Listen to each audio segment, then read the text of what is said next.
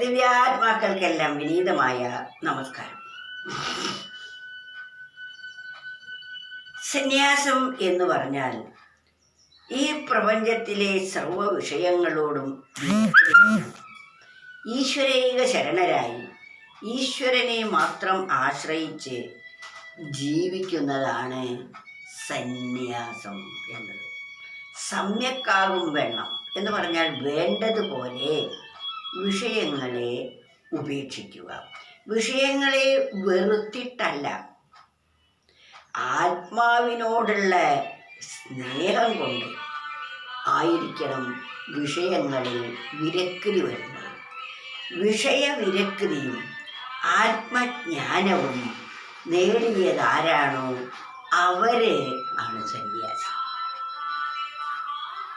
സന്യാസിക്ക് ബന്ധങ്ങളില്ല, കുടുംബങ്ങളില്ല എന്ന് പറയുന്നതിൻ്റെ അർത്ഥം വാസ്തവത്തിൽ അവർക്ക് എൻ്റേത് എന്ന മമതയില്ല. എന്നാൽ എല്ലാവരെയും ഒരേപോലെ കാണുന്ന ഒരു മനോഭാവം വളർത്തിയെടുക്കുന്നതാണ് സന്യാസം എന്നത്. അത് മാനസികമാണ്, മനസ്സിലാണ് ഈ ഭാവം വരേണ്ടത്.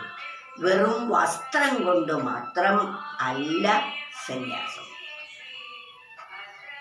ജനങ്ങളെ തൻ്റെ തപശക്തി കൊണ്ട് ഉദ്ധരിക്കാൻ പര്യാപ്തമായ ഒരു വ്യക്തിയാണ് അത്. തൻ്റെ തപസ്സിൻ്റെ ശക്തിയെ കാണിക്കുന്നതാണ് അവരുടെ വസ്ത്രവും. അത് മറ്റുള്ളവർ പറയേണ്ട, വേഷം കണ്ട് തന്നെ ബോധിക്കേണ്ടതാണ്.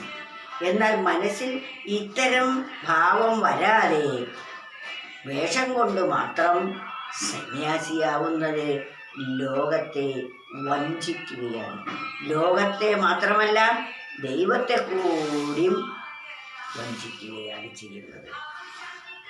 സന്യാസി വേഷത്തെ കെട്ടി നീയും അന്യരെ തോൽപ്പിച്ചു കൊള്ളാതെ മനമേ, അന്യായമായതു കാണും ദൈവം ഒന്നുണ്ടെന്നോർക്കവൻ കണ്ണു കാണാമോ, കണ്ണുകെട്ടാമോ. സന്യാസി വേഷത്തെ കെട്ടി നീയും, അതിനെളുപ്പമാണ് ഒരു സന്യാസി വേഷം കെട്ടാൻ. കാവ്യം എടുത്ത് ഭസ്മക്കുറിയും വരച്ചാൽ കണ്ടാൽ ആള് ഒന്നാം തരം സന്യാസിയാണ്. ജനങ്ങളൊക്കെ പൂജിക്കും, ദക്ഷിണ നൽകും, ആദരിക്കും. അതിന് വേണ്ടി വേഷം കെട്ടരുത്. കാരണം ഇതെല്ലാം ഈശ്വരൻ കാണുന്നു. ആ ദൈവത്തിൻ്റെ കണ്ണ് കെട്ടാൻ ആർക്കെങ്കിലും സാധിക്കുമോ എന്നാണ്.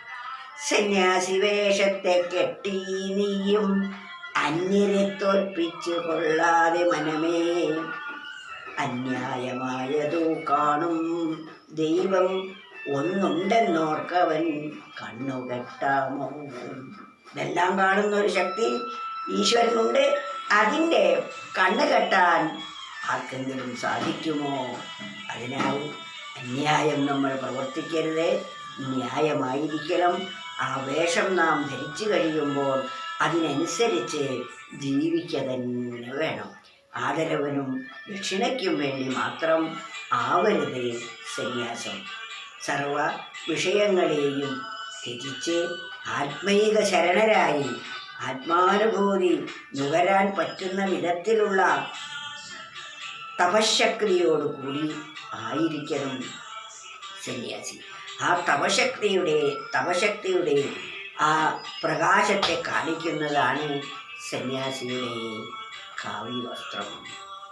അതിനാൽ നമ്മൾ ഒരു വേഷം കെട്ടിയത് കൊണ്ട് മാത്രം സന്യാസം ആകുന്നില്ല.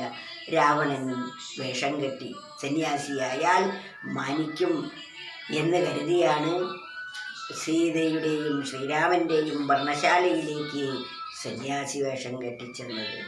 പക്ഷേ ആത്മബോധമാകുന്ന ബ്രഹ്മവിദ്യയാകുന്ന സീതാദേവിയെ പ്രാപിക്കാൻ ഈ വേഷം കൊണ്ടൊന്നും സാധ്യമേ അല്ല.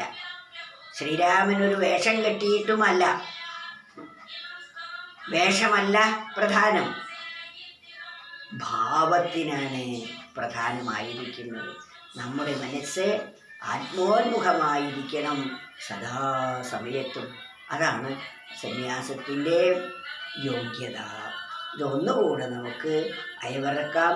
സന്യാസി വേഷത്തെ കെട്ടി നീയും അന്യരെ തോൽപ്പിച്ചു കൊള്ളാതെ മനമേയും അന്യായമായതോ കാണും ദൈവം ഒന്നുണ്ടെന്നോർക്കവൻ കണ്ണു കെട്ടാമോ.